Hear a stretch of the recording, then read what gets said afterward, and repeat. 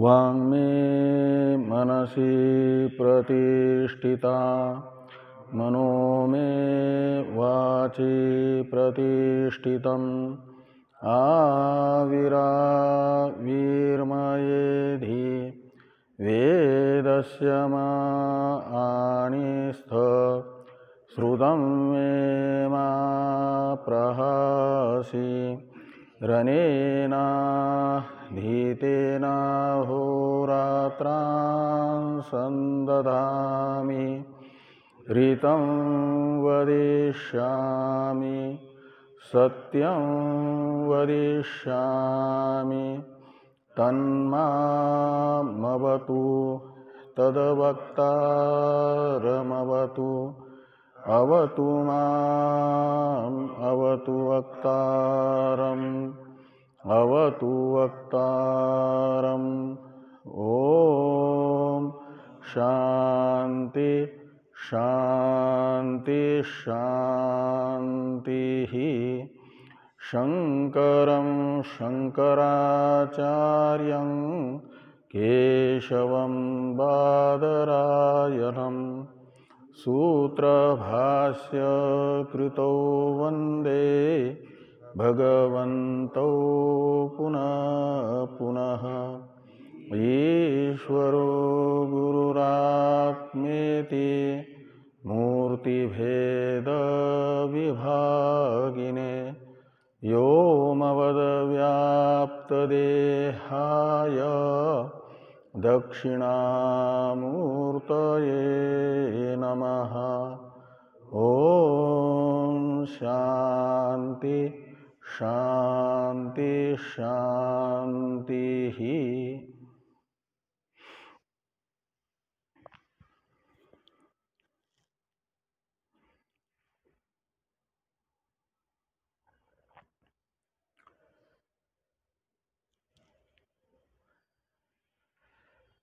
ऋग्वेदीय ऐत्रेय उपनिषद के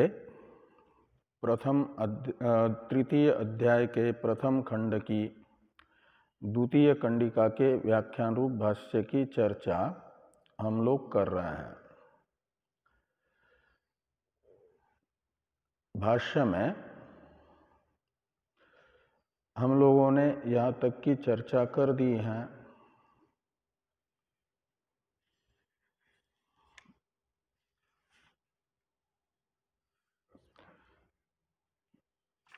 जो तस्मात् सर्वकरण विषय व्यापारकम एकम इदम करणम सर्वोपलब्ध्यर्थम उपलब्धु। यहाँ तक के वाक्य की चर्चा हो गई है। आगे भी श्रुतियों की चर्चा कर ली थी। ये जो तथाच कौशितकी नाम इत्यादि श्रुतियां बताई है भाष्य में, पूर्व वाक्य से भाष्यकार ने बताया है कि समस्त बाह्य इंद्रिया तथा विषय मन तथा हृदय शब्दित अंतःकरण के ही व्यापार है का मतलब परिणाम है। जो सर्व करण विषय व्यापारकम ये विशेषण है इदम शब्दित अंतःकरण का। वहाँ व्यापार शब्द परिणामार्थ में है। तो अंतःकरण का साक्षात परिणाम है बाह्य इंद्रिया और बाह्य इंद्रियों का परिणाम है उनके विषय। इस प्रकार परंपराया अंतःकरण ही इंद्रिय तथा विषय रूप से बना और अंतःकरण तादात्म्यापन्न, पहले अंतःकरण सामान्य जो है तत्तादात्म्यापन्न है जीव, और वह जिस जिस रूप से परिणत होगा तो साभास अंतःकरण के साथ तादात्म्यापन्न जीव जो है वह भी अपने आप को तत्तदात्मक समझेगा। इंद्रिय के साथ भी संश्लिष्ट होगा, विषयों के साथ भी संश्लिष्ट होगा, और विषयों के साथ इंद्रिय के माध्यम से जब संश्लिष्ट होगा तो उपलब्धा बनेगा। इसलिए कहा गया कि सभी विषयों के उपलब्धि के प्रति यह अंतःकरण ही एक करण है। और ये बात इंद्रियादि परिणाम द्वारा अंतःकरण ही परिणाम है, क्या नाम, एक करण है। इसे कौशितकी श्रुति ने भी और बृहदारण्यक श्रुति ने भी बताया है। इसके लिए ये श्रुतियाँ बताई थी प्रज्ञया वाचम समारोह इत्यादि। इसमें जो हृदय नहीं रूपानी जानाति इत्यादि ये वाक्य है, यहाँ तक की टीका भी हम लोग पढ़ चुके हैं। और तस्मात् हृदय मनोवाच्यस्य सर्वोपलब्धि करणत्वम प्रसिद्धम, ये उपसंहार वाक्य है। इसमें हृदय तथा मन शब्द का वाच्यार्थभूत जो अंतःकरण है उसमें श्रुति प्रमाण के आधार पर सर्वोपलब्धि करणत्व भाष्यकार भगवान ने बताया। उसे ये कहा कि प्रसिद्धम यानी प्रमाण सिद्धम, प्रसिद्धम शब्द का अर्थ निकलेगा प्रमाण से निश्चित होता है। यानी अंतःकरण हृदय और मन शब्दित अंतःकरण में सर्वोपलब्धि करणत्व ये अप्रामाणिक नहीं है, श्रुति प्रमाण से सिद्ध है। यहाँ तक की चर्चा हो चुकी है। तदात्मकश्च प्राणो, इसकी चर्चा होनी है। इसकी अवतरण टीका है, इसे देखिए।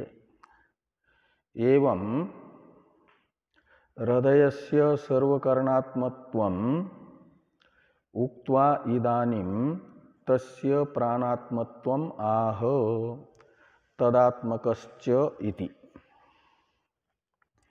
तो एवं यानी इस प्रकार हृदय में सर्वकरणात्मत्व को बता करके अब प्राण में क्या नाम प्राणात्मत्व बताया जा रहा है। तस्य यानी हृदयस्य, तस्य शब्द हृदय तथा मन शब्द का जो अर्थभूत अंतःकरण है उसका परामर्शक है, तस्य सर्वनाम।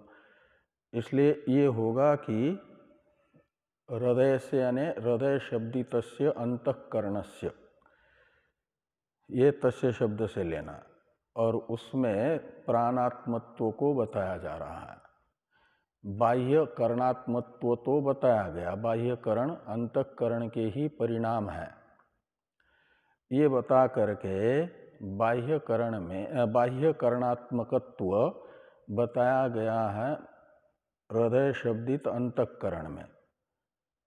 लेकिन प्राण तो बाह्य नहीं है, आभ्यंतर है। मुख्य जो प्राण है उस प्राण रूपता को भी बताया जा रहा है मन के। इसलिए तस्य यानी अंतःकरणस्य, और हिंदी में अर्थ निकलेगा अंतःकरण में प्राणात्मत्वम आह। प्राणात्मत्व में आत्मत्व शब्द का अर्थ है रूपत्व, अभेद, तादात्म्य। तो प्राण के साथ भी एकत्व बताया जा रहा है, प्राण रूपत्व बताया जा रहा है मन का। इसके लिए भाष्यकार भगवान ने ये वाक्य लिखा, तदात्मकश्च प्राणो। तदात्मकश्च में 4 नंबर टिप्पणी में टिप्पणीकार अर्थ कर रहे हैं तत्शब्द का मन तथा हृदय शब्दित अंतःकरण। जब तत्शब्द का अर्थ निकलेगा तो अर्थ निकलेगा कि अंतःकरणात्मकश्च प्राण, ये अर्थ निकलेगा ना। यही यहाँ पर 4 नंबर टिप्पणी में लिखा है टिप्पणीकार ने कि हृदय मनोवाच्य अंतःकरणात्मकश्च, ये प्राण, ये अर्थ निकलेगा।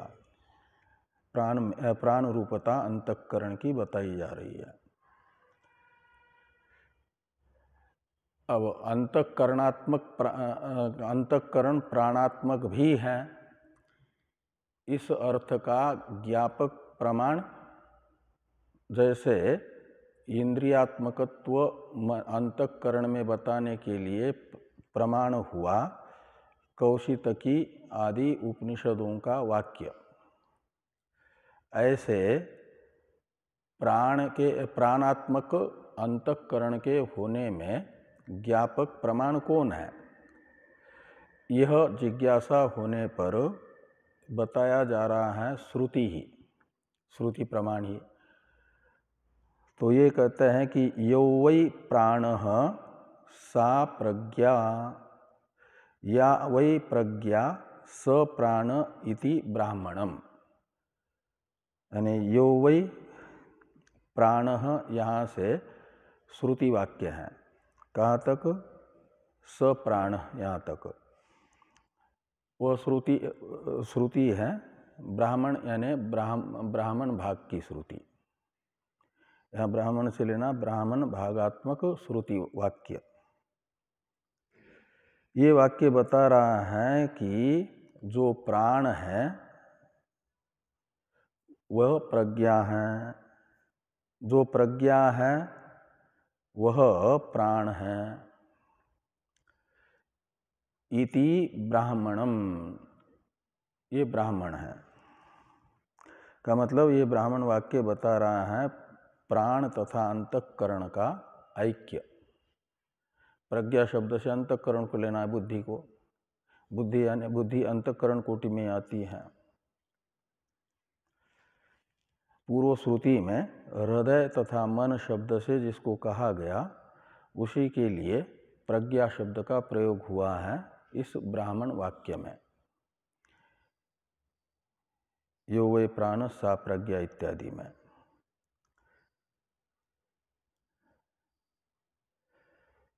अब ये जो करण संगति रूपश्च प्राण वाक्य है, इसका अवतरण लिखते हैं टीकाकार।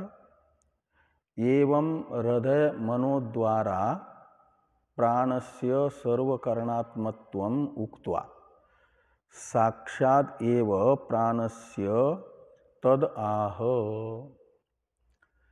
करण संगति इति।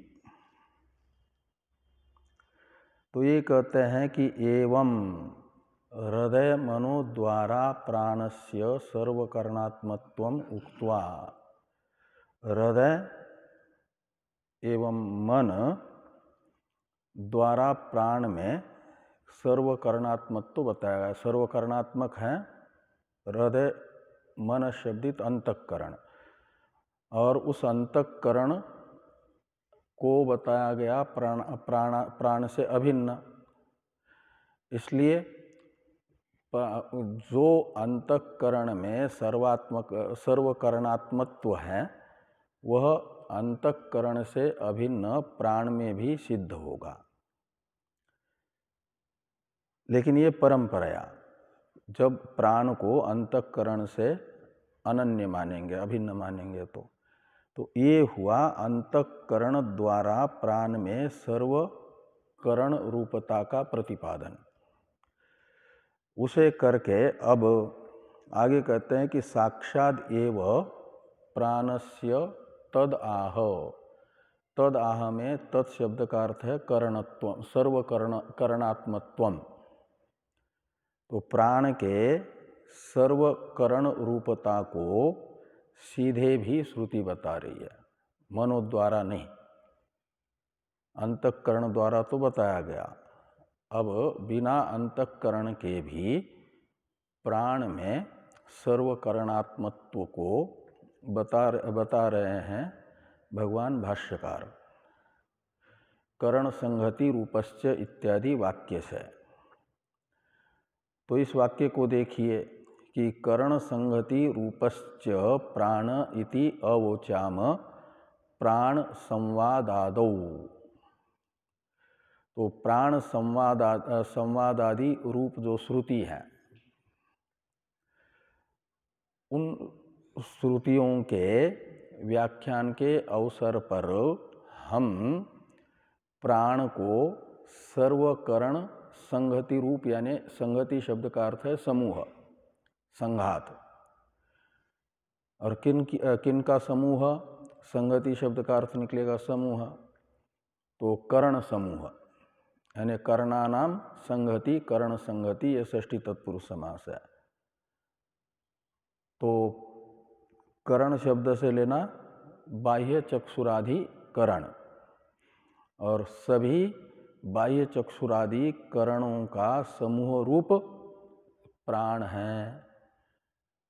ऐसा प्राण संवाद आदि का व्याख्यान करते समय वयम अवोचाम, अवोचाम का कर्ता हो जाएंगे वयम, वयम यानी वयम वेदांतिन। भाष्यकार भगवान कह रहे हैं हम वेदांतियों ने प्राण संवाद आदि रूप श्रुति का व्याख्यान करते समय ये बताया है कि प्राण सभी वागादि कारणात्मक है। ये इस वाक्य का अर्थ निकलेगा। वो प्राण संवाद आदि रूप श्रुतियाँ कौन सी हैं? तो बृहदारण्यक श्रुति पहले बताते हैं कि तब वय, टीका में है, टीका देखिए इसकी, तव वयम स्मो न शक्ष्यामस्त्वदृते जीवितुम इतरे चक्षुरादयः प्राणा इत्येव आख्यायन्ते इत्यादि प्राण संवादस्थ वचन बलात् करण संगति रूपत्वम करण समूह रूपत्वम प्राणस्य अवगतम इत्यर्थ। ये इस करण संगति रूपस्य वाक्य का अर्थ निकलेगा। प्राण संवाद आदि में प्राण संवाद जहाँ पर हैं, मुख्य प्राण के साथ चक्षुरादि का संवाद, वो है प्राण संवाद। प्राण उपासना के प्रकरण में आता है, तो बृहदारण्यक में बताया गया, कई उपनिषदों में आता है, छांदोग्य में भी आया है, अन्य उपनिषदों में भी आया है। तो यहाँ पर बृहदारण्यक का ये वचन बता रहे हैं प्राण संवाद का। न क्या तव वयम स्मः, ये कौन कह रहे हैं? वयम शब्द से लेना चक्षुरादि इंद्रियों को, बाह्य करणों को, और तव इस युष्मद शब्द से लेना प्राण को, मुख्य प्राण को। तो चक्षुरादि बाह्य करणों ने मुख्य प्राण से कहा कि वयम तव स्मः, ऐसा अन्वय करिए कि हम आपके हैं। अस धातु का उत्तम पुरुष का बहुवचन है न, स्मः, अस्मि स्वः स्मः, ये बनता है। तो हम आपके हैं, यानी आप ही हमारा अस्तित्व हो। इस दृष्टि से फिर ये जो हम आपके हैं, तो वो आपके बिना हम रह नहीं सकते इत्यादि आगे वे कह रहे हैं कि न शक्ष्याम त्वदृते जीवितुम, तो आपके बिना हम जीवित नहीं रह सकते।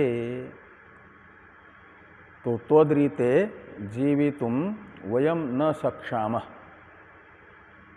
ऐसा अन्वय है।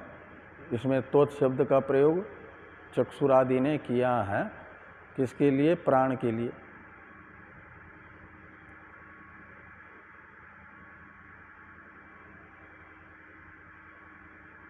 कि हम आपके बिना जीवित नहीं रह सकते।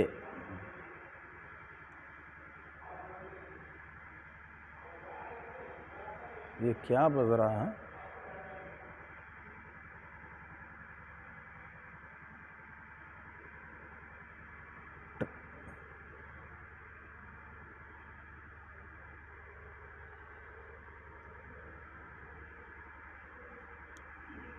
क्या है ये?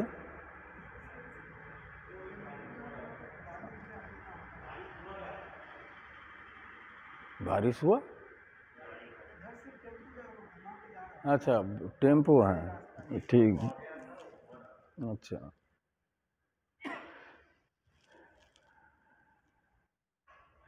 यहाँ पर ये विक्षेप होता है, और इस गली में आना जाना आजकल इन वाहनों का बहुत बढ़ गया है, उसके कारण सामने की जरूरत पड़ रही है।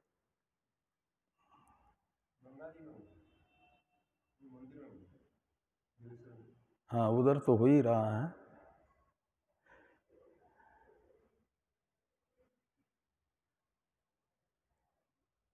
कहाँ गया? तो त्वदृते जीवितुम वयम न शक्ष्यामः।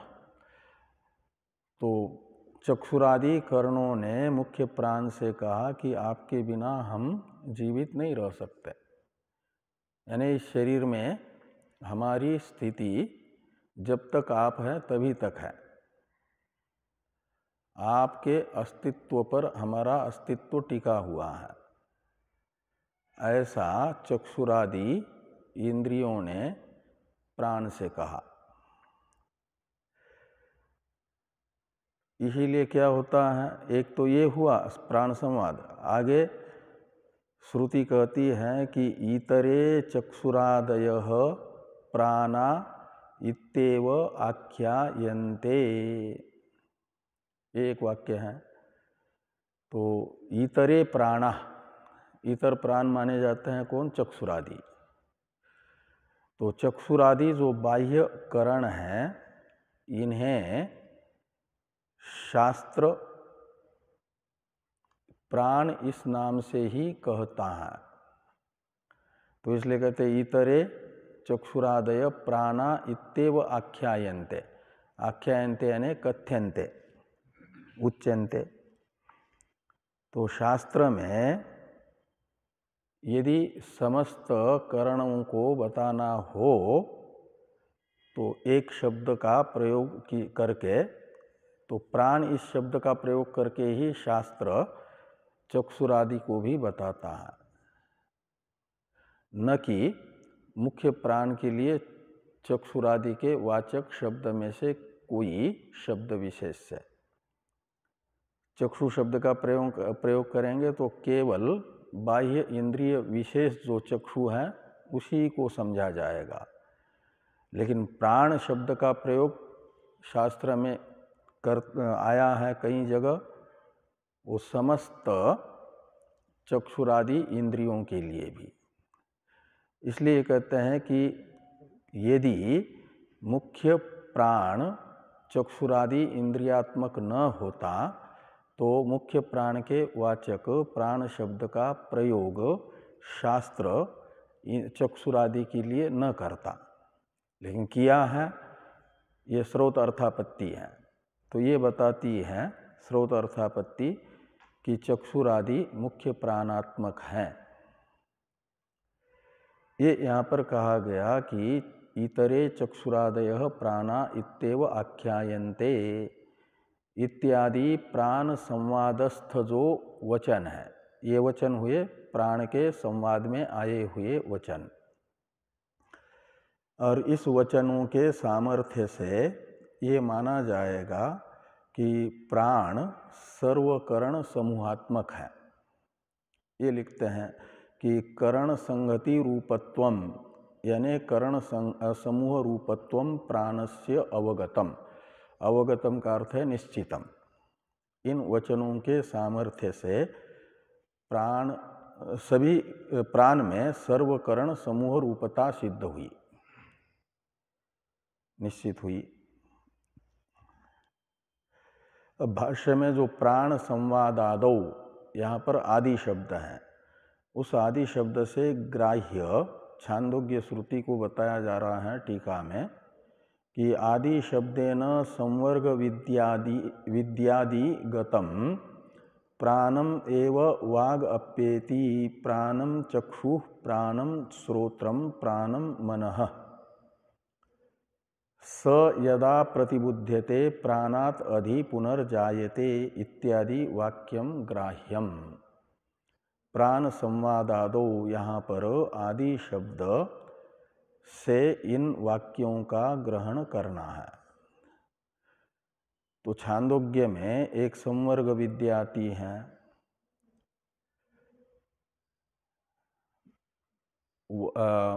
समष्टि प्राण की संवर्ग रूप से उपासना, वो है संवर्ग विद्या। और इस संवर्ग विद्या में आया हुआ यह वाक्य है कि वाक प्राणम एव अप्येति।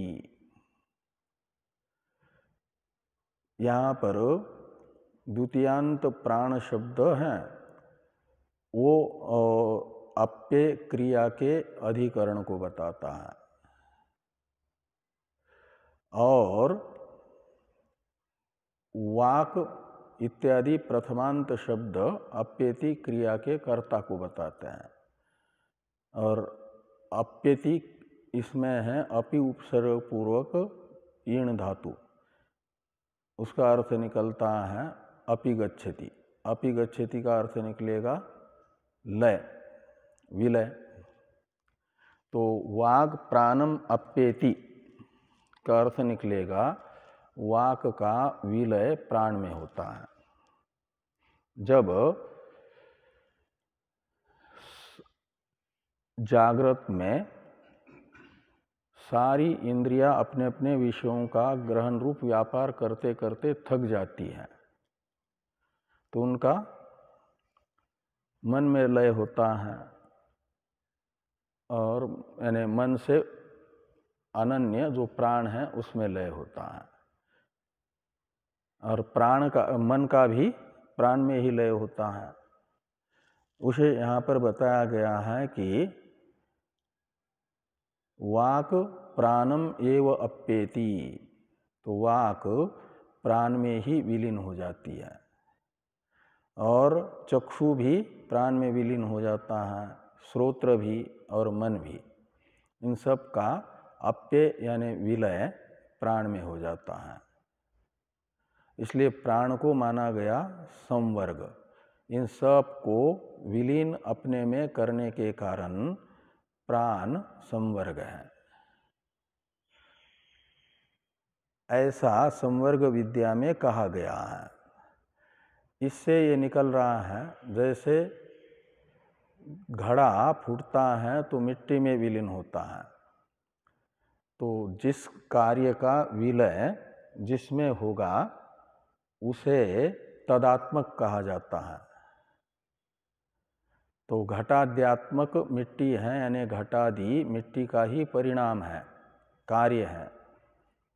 क्यों कि कार्य का अपने उपादान में विलय होता है।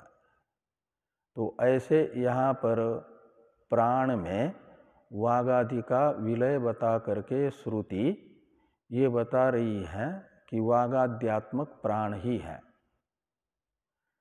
वागादि प्राण से अन्य नहीं है। जैसे मिट्टी से अन्य घड़ा नहीं है, कार्य अपने कारण से अलग नहीं होता। तो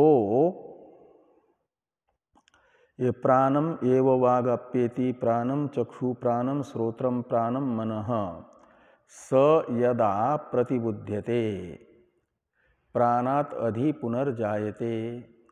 और जब प्रमाता जागृत अवस्था में आता है, यदा यानी यस्मिन काले, स यानी प्रमाता मन, मनोविशिष्ट प्रमाता प्रतिबुध्यते जग जाता है, तो फिर प्राणात पुनः प्राणात अधिजायते। कौन? वागादि ये सब। मन भी प्रकट होता है, वो किससे? जिसमें विलीन हुआ था सुसुप्ति के समय, उसी से फिर प्रकट हो जाता है। वाग इंद्रिय भी, चक्षु इंद्रिय भी, मन, श्रोत्र इंद्रिय भी, मन भी। तो यदा स यदा प्रतिबुध्यते, यदा के द्वारा अपेक्षित तदा का अध्यार करना, और तदा पुनः प्राणात अधिजायते। अधिजायते का अर्थ है अभिव्यक्ति भवति, अभिव्यक्त हो जाता है, उसी में अभिव्यक्त हो जा, उसी से अभिव्यक्ति होती है। तो जो पदार्थ जिससे अभिव्यक्त हो रहा है यानी उत्पन्न हो रहा है और जिसमें विलीन हो रहा है, उसे, उस कार्य को उत्पन्न होने वाले तथा विलीन होने वाले कार्य का आत्मा माना जाता है। आपके जिससे उत्पन्न हो रहा है, जिसमें विलीन हो रहा है, उस कारण को। जैसे मृत घटाद्यात्मक है का मतलब घटादि से, घटादि मिट्टी से अलग नहीं है, ऐसे मुख्य प्राण से अलग ये वागादि नहीं है। ये बात इस श्रुति से भी सिद्ध होती है। आगे भाष्य में जो दूसरा वाक्य आ रहा है कि तस्मात् यत प्रपदाभ्याम इत्यादि, इसका अवतरण है टीका में, इसे देखिए कि करणस्य अनात्मत्वम उक्तम उपसंहरति तस्मादिति। तो ये आत्मजिज्ञासु एक साथ बैठ करके विचार करते हुए एक दूसरे से पूछ रहे हैं न कि कह आत्मा, कतर आत्मा इति। ऐसे वह आत्मा कौन है?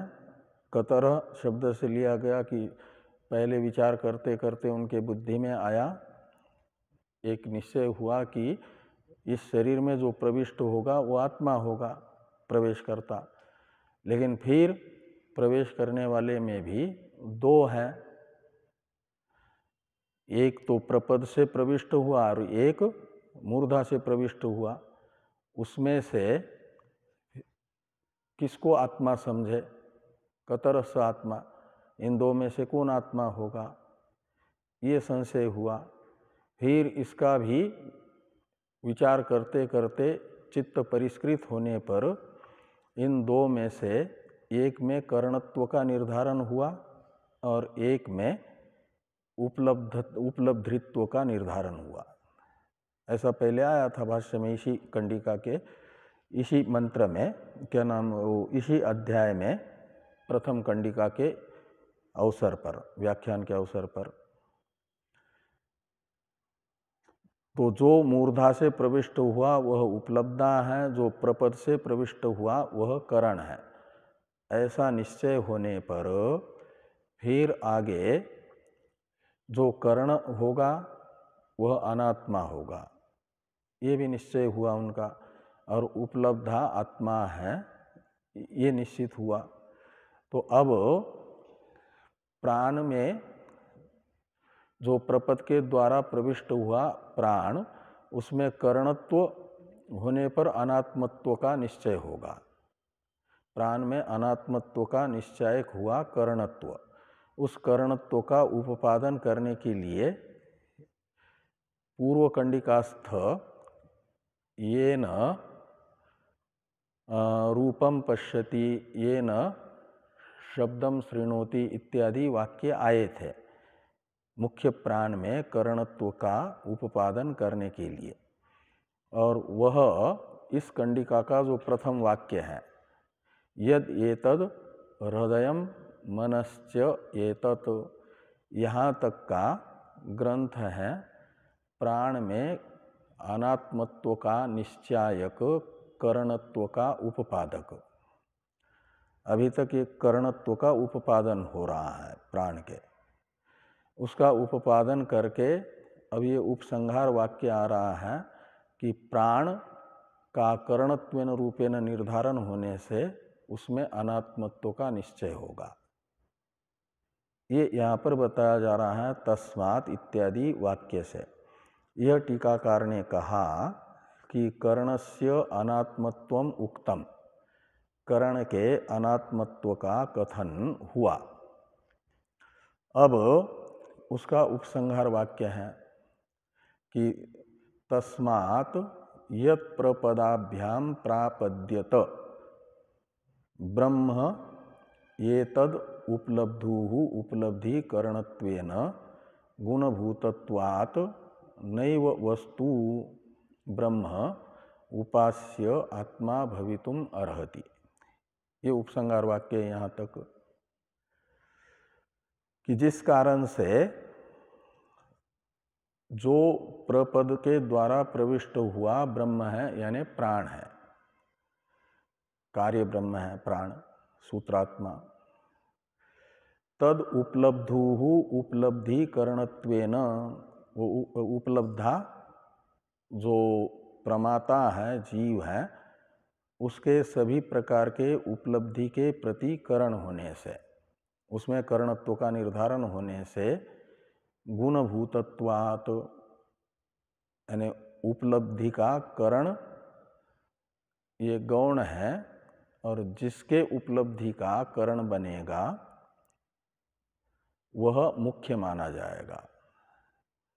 तो उपलब्धा के उपलब्धि का करण है, इसलिए उपलब्धा हो जाएगा मुख्य प्रधान अंगी। तो गुणभूतत्वात् नैव वस्तु ब्रह्म, यानी वो वास्तविक ब्रह्म नहीं है। कौन? प्राण, करण होने के कारण। ब्रह्म यानी आत्मा, वो पारमार्थिक आत्मा नहीं है, गौण आत्मा है, मुख्य आत्मा नहीं है।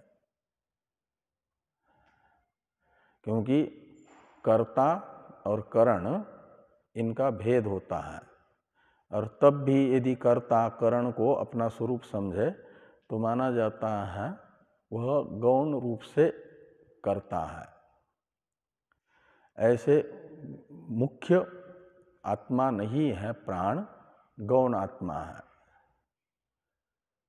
तो नैव वस्तु ब्रह्म, वास्तविक आत्मा नहीं है। उपास्य आत्मा भवितुम अर्हति, नैव का अन्वय अर्हति के साथ है।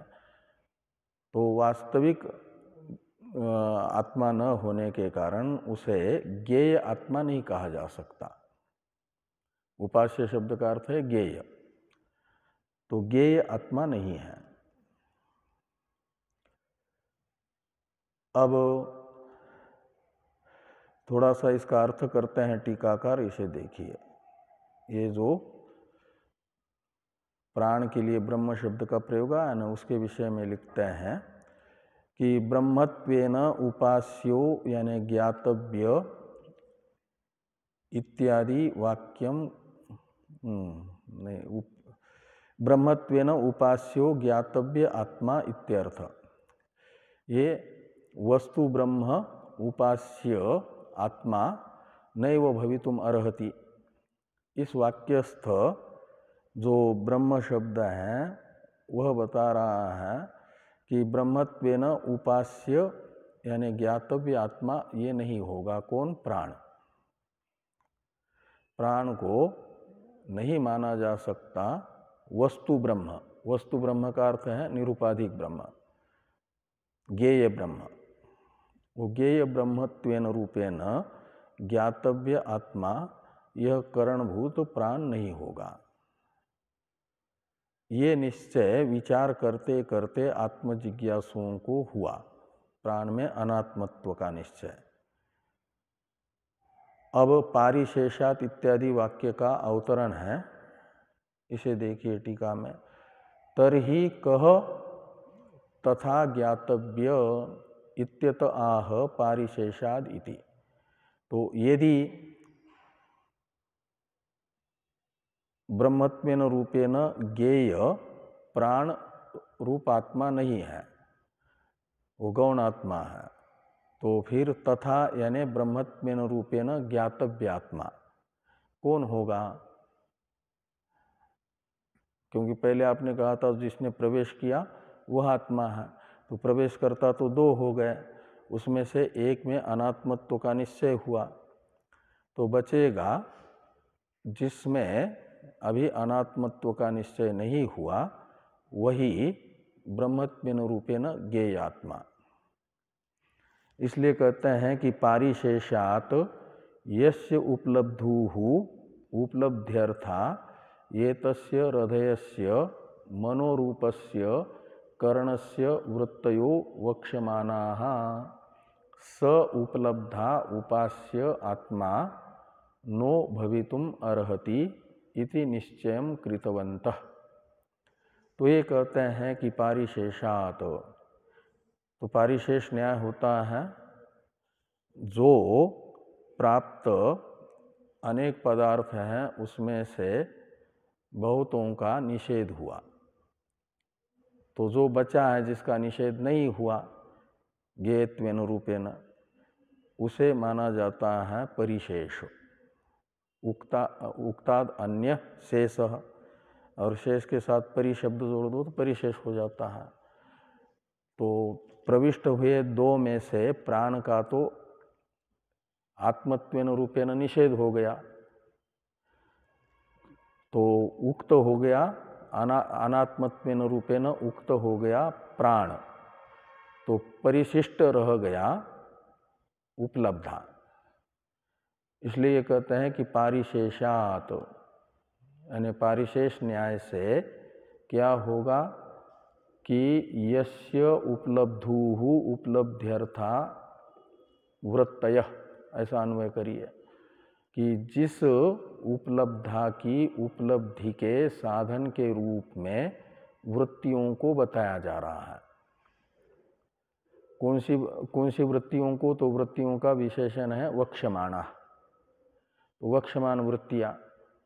वक्ष्यमान वृत्तियां हैं संज्ञानम आज्ञानम इत्यादि से वश यहाँ तक के ग्रंथ से बताई गई जो 16 वृत्तियां हैं, अंतःकरण के व्यापार विशेष हैं, उनको यहाँ पर वृत्ति शब्द से लेना, संज्ञानम इत्यादि को।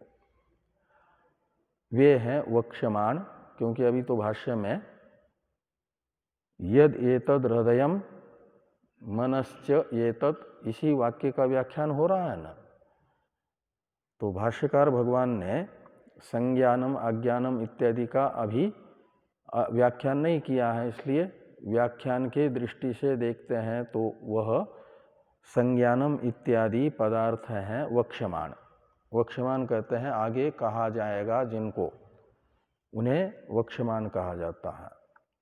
तो संज्ञानम आज्ञानम इत्यादि को कहा जाएगा उस वाक्य के व्याख्यान के अवसर पर, इसलिए वे हैं वक्ष्यमाण वृत्तियां। और किसकी वृत्तियां हैं? तो अंतःकरण की। और अंतःकरण शब्द का प्रयोग तो यहाँ पर आया नहीं, इसलिए ये कहा गया कि यहाँ पर प्रयुक्त जो प्रथम वाक्य में हृदय शब्द और मन शब्द है वह अंतःकरण का ही परामर्शक है। इस दृष्टि से लिखते हैं ये तस्य हृदयस्य मनोरूपस्य करणस्य। तो ये जो हृदय तथा मन शब्दित अंतःकरण है, हृदय और मन शब्द का वाच्यार्थभूत बाह्यकरण नहीं है, अंतःकरण है। और उस अंतःकरण की जो संज्ञानादि वृत्तियां हैं वह जिस उपलब्धा की उपलब्धि के लिए बताई जा रही है वह उपलब्धा ब्रह्मत्वेन रूपेण ज्ञेय आत्मा होगा। ऋषि वामदेव जी ने इसी उपलब्धा को केवल प्रमाता के रूप में नहीं अपितु ब्रह्म के रूप में जाना और जान करके अमृतत्व को प्राप्त किया है। तो वामदेव ऋषि को जिस प्रवेष्टा का ब्रह्म रूप से ज्ञान होने से मुक्ति मिली वह उपलब्धा ब्रह्मत्वेन रूपेण ज्ञेय आत्मा है, ये निश्चय होगा। इस अभिप्राय से लिखते हैं कि स उपलब्धा उपास्य आत्मा नो भवितुम अर्हति इति निश्चयं कृतवन्तः। निश्चयं कृतवन्तः ये विशेषण बनेगा आत्मजिज्ञासवः। जो शुरू में प्रथम कंडिका में बताया था कि आत्मजिज्ञासु आपस में विचार करने के लिए बैठे हैं, और वे विचार कर रहे हैं कि हमारी आत्मा कौन है। प्रविष्ट हुए दो में से कतर, एक कौन सा आत्मा है और कौन अनात्मा है, ये सब विचार चल रहा है उनका, आत्मानात्म विचार। और ये करते करते ब्रह्मत्वेन रूपेण ज्ञेय आत्मा उपलब्धा है, ये निश्चय कर चुके वे कि स शब्द से लेना उसको, जिसको यस्य शब्द से पहले लिया गया था। पारिशेषात के बाद में यस्य शब्द आया है ना, तो यस्य उपलब्धो, तो उपलब्धा को यस्य शब्द से ग्रहण किया था, इसलिए स शब्द भी उपलब्धा का परामर्शक होगा। तो वह उपलब्धा, जिस उपलब्धा के उपलब्धि के साधन के रूप में संज्ञानादि वृत्तियों को बताया गया है, बताया जाएगा भविष्य में आगे वाले वाक्य से, वह उपलब्धा उपास्याने ज्ञेय आत्मा नो भवितुम अर्हति। हम लोगों का या हम लोगों के द्वारा ज्ञेय आत्मा कौन होगा? वह उपलब्धा। ये निश्चय उन लोगों का हुआ। अब ये संज्ञानादि वृत्तियां कौन है? जिन वृत्तियों से उपलब्धा का ब्रह्मत्वेन रूपेण निश्चय होगा, उन्हें बताने के लिए आगे वाला वाक्य है मूल कंडिका में, संज्ञानम आज्ञानम इत्यादि। इसके अवतरण, उसका अवतरण भाष्य है तद अंतःकरण उपाधिस्थस्य इत्यादि। इसे टीकाकार इसका भी अवतरण लिखते हैं तद अंतःकरण इत्यादि का। उससे पहले टीका में वक्ष्यमाना, इस पर टीका है एक वाक्य में, यानी संज्ञानम इत्यादि ना वक्ष्यमाना इत्यर्थ। वक्ष्यमान शब्द का अर्थ कर दिया संज्ञानम इत्यादि वाक्य से बताई जाने वाली जो वृत्तियां हैं। आगे हैं येन वा पश्यति इत्यादि। ये टीका किसकी? तद अंतःकरण उपाधिस्थस्य इत्यादि की अवतरण टीका है। इस अवतरण टीका को देखिए। येन वा पश्यति इत्यादि मनश्चेतत इत्यन्तं प्राणस्य करणत्वेन अनात्मत्वार्थम इति उक्त्वा संज्ञानम इत्यादि वश इत्यन्तं अंतःकरण वृत्ति द्वारा तद व्यतिरिक्तम उपलब्धारम दर्शयितुम इत्याह तद अंतःकरणेति। यानी कहाँ से कहाँ तक का मूल उपनिषद का वाक्य प्राण में करणत्व का ज्ञापक है, करणत्व होने से अनात्मत्व का ज्ञापक है, और कहाँ से कहाँ तक का ग्रंथ उपलब्धा में ज्ञेयत्व का ज्ञापक है, इसे बता रहे हैं टीकाकार। तो ये न वा पश्यति, ये प्रथम कंडिका में आया हुआ वाक्य है, जो इसी खंड के प्रथम कंडिका। अभी तो हम लोग द्वितीय कंडिका का पढ़ रहे हैं ना, तो प्रथम कंडिका में जो ये न वा पश्यति यहाँ से प्रारंभ हुआ वाक्य और इस द्वितीय कंडिका का प्रथम वाक्य, यद एतद हृदयम मनश्च, यहाँ तक का ग्रंथ मनश्चेतत, यहाँ तक का ग्रंथ है प्राण में करणत्वेन अनात्मत्व का ज्ञापक। इतने ग्रंथ से प्राण के करणत्व का उपादन करके प्राण में करणत्व होने से अनात्मत्व होगा, ये बताने वाला। इसलिए कहा करणत्वेन अनात्मत्वार्थम, कस्य? तो प्राणस्य। यह बता करके अब इस कंडिका का जो संज्ञानम से लेकर के वश यहाँ तक का वाक्य है, वह वाक्य है मूर्धा के द्वारा शरीर में प्रविष्ट हुए उपलब्धा का ब्रह्म रूप से ज्ञेयत्व बताने वाला। इस अभिप्राय से लिखते हैं कि संज्ञानम इत्यादि वश इत्यंतम अंतःकरण वृत्ति द्वारा तद व्यतिरिक्तम उपलब्धारम दर्शयितुम इत्याह तद अंतःकरणेति।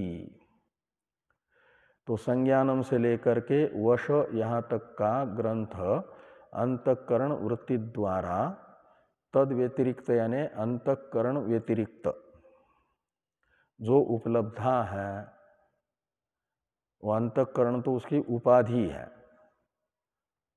और अंतःकरण रूप उपाधि से विविक्त विचार से उसे अलग करके देखेंगे तो वह उपलब्धा रहेगा साक्षी रूप उपलब्धा, शोधित तोमर्थ जिसको कहा जाएगा।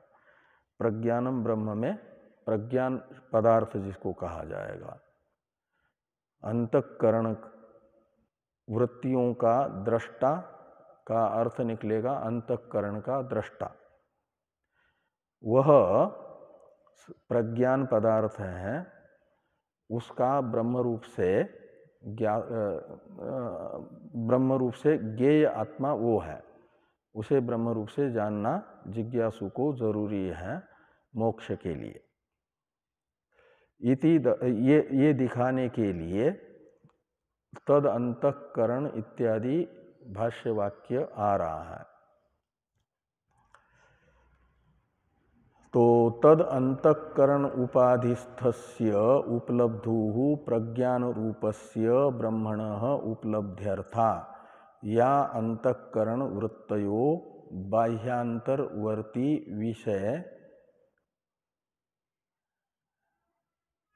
विशेष विषया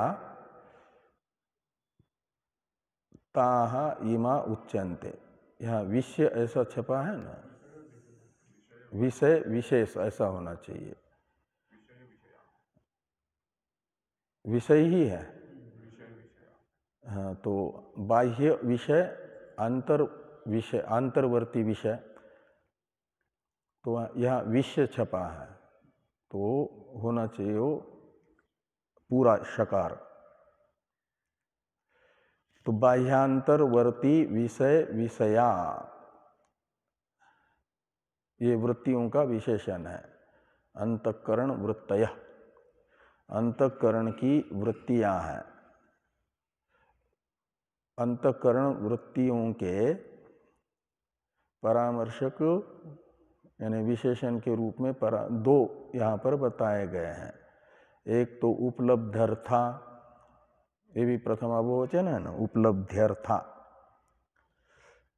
और दूसरा बाह्यांतरवर्ती विषय विषया या अंतःकरण वृत्तय ता इमा उच्यन्ते, ऐसा अन्वय करना।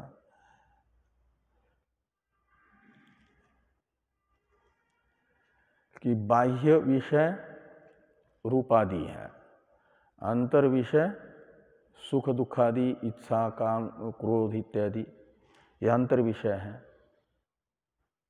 तो बाह्य विषय तथा अंतर विषय विषय हैं जिन वृत्तियों के, उन वृत्तियों को कहा जाएगा बाह्यांतरवर्ती विषय विषया वृत्तय। और वो वृत्तियां हैं अंतःकरण की, और उन्हें संज्ञानम इत्यादि से बताया जा रहा है। इन वृत्तियों को ब्रह्म के प्रकरण में अनात्मा अंतःकरण वृत्तियों को क्यों बताया जा रहा है? तो कहते हैं इसलिए कि यह अनात्मा होने पर भी आत्मा के ज्ञान का साधन है, इसलिए कहा उपलब्ध्यर्था। ये स्वयं तो अनात्मा है, अंतःकरण अनात्मा होने से अंतःकरण का परिणाम रूप संज्ञानादि वृत्तियां भी अनात्मा है, लेकिन वह आत्मज्ञान की साधन है। तो उपलब्ध्यर्था, इसमें उपलब्धि शब्द से लेना आत्मा का ब्रह्म रूप से ज्ञान, ये उपलब्धि शब्द बता रहा आत्मज्ञान को। तो आत्मा का, और वो आत्मा कौन? अंतःकरण वृत्तियों से अलग जो अंतःकरण वृत्तियों का साक्षी, वो साक्षी हो जाएगा प्रज्ञान। इसलिए प्रज्ञान रूप जो ब्रह्म है, यानी उन वृत्तियों का दृष्टा रूप जो ब्रह्म है, वृत्तियां जिसकी दृश्य है, और जो वृत्तियों का दृष्टा है वह वृत्तियों से अलग रहेगा, और वृत्तियों में दृश्यत्व होने से अनात्मत्व निश्चित होगा। लेकिन बिना दृश्य के दृष्टा का ज्ञान नहीं होता। तो अंतःकरण वृत्तियां स्वयं प्रज्ञान की साक्ष्य बन करके, यानी दृश्य बन करके प्रज्ञान के ज्ञान का साधन बनती है। इसलिए ये कहा गया प्रज्ञान रूपस्य ब्रह्मणः उपलब्ध्यर्था, प्रज्ञान रूप ब्रह्म की उपलब्धि है प्रयोजन जिन वृत्तियों का। तो उपलब्धि फल हो जाएगा तो ये साधन हो जाएगी वृत्तियां। और वो प्रज्ञान रूप ब्रह्म कौन है? तो उपलब्धु, जिसे हम व्यवहार में भ्रांति से अंतःकरण तादात्म्यापन्न मान करके प्रमाता कहते हैं, वह प्रज्ञान शब्द का वाच्यार्थ है। और भ्रांत व्यक्ति उसे ही आत्मा समझता है, और विवेकी वहाँ पर भी अनात्मा अंतःकरण रूप उपाधि तथा उससे उपहित चेतन, इन दोनों का विवेक करके चेतन अंश मात्र को प्रज्ञान समझता है, और उस प्रज्ञान का ब्रह्म रूप से ज्ञान, इसमें साधन बन जाती है उस प्रज्ञान की दृश्य बन करके संज्ञानादि वृत्तियां। इस दृष्टि से यहाँ पर कहा कि यस्य, ये तद अंतःकरण उपाधिस्थस्य, तो अंतःकरण रूप उपाधि में स्थित वो हो जाएगा प्रमाता, और उसे फिर क्या किया जाएगा? अंतःकरण रूपी उपाधि से विविक्त करके चेतन मात्र के रूप में लेंगे तो उपलब्धा ही प्रज्ञान है। अंतःकरण वृत्ति से, अंतःकरण रूप उपाधि से अलग देखते हैं तो वह प्रज्ञान है, और अंतःकरण से विशिष्ट देखते हैं तो वो हो जाता है प्रमाता। तो अज्ञानी की दृष्टि में प्रमाता आत्मा है, और उस प्रमाता का ज्ञान अमृतत्व का हेतु नहीं है, इसलिए प्रमाता ज्ञेय नहीं है, ज्ञेय है प्रज्ञान। और उस प्रज्ञान के ज्ञान का साधन है प्रज्ञान की दृश्य बन करके यह वृत्तियां। और इन वृत्तियों के विषय के अवान्तर दो भेद हैं, बाह्य विषय रूपादि और अंतर विषय सुखादि। इसलिए वृत्तियों का विशेषण हुआ बाह्यांतर वर्ती विषय विषया। और वो कौन वृत्तियां हैं, ये जिज्ञासा हुई, जिनसे प्रज्ञान का ब्रह्म रूप से ज्ञान होना है, उसके ज्ञान में साधन बनेगी वृत्तियां, वह वृत्तियां कौन है, ये जिज्ञासा हुई। तो कहते हैं ता इमा उच्यन्ते, उन्हें बताने के लिए संज्ञानम से लेकर के वश यहाँ तक का वाक्य है, श्रुति वाक्य है। ये भाष्य में आया कि या अंतःकरण वृत्तय बाह्यांतर वर्ती विषय विषया ता इमा उच्यन्ते।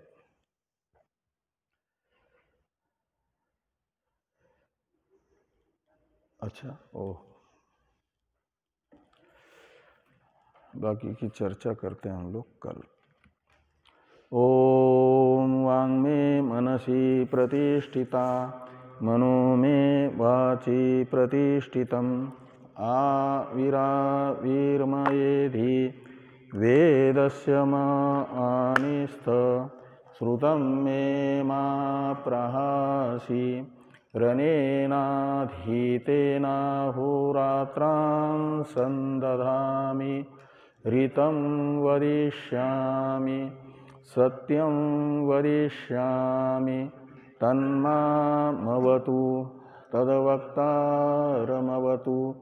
अवतु माम् अवतु वक्तारम् अवतु वक्तारम् ओम शांति शांति शांति शंकरं शंकराचार्यं केशवं बादरायणं सूत्रभाष्य कृतो वंदे भगवन्तौ पुनः पुनः ईश्वरो गुरुरात्मेति मूर्तिभेद विभागिने व्योमवद्व्याप्तदेहाय दक्षिणामूर्तये नमः।